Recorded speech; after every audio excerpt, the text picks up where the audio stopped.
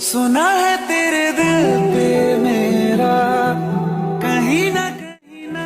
আসসালামু আলাইকুম বন্ধুরা, আজকে আমি আপনাদের এরকম ভিডিও এডিটিং করার জন্য কি করতে হয়, কীভাবে করবেন সেগুলো দেখানোর চেষ্টা করব।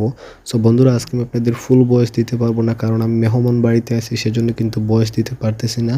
আপনারা মনোযোগ সহকারে ভিডিওটি দেখেন, তাহলে কিন্তু সব কিছু বুঝতে পারবেন।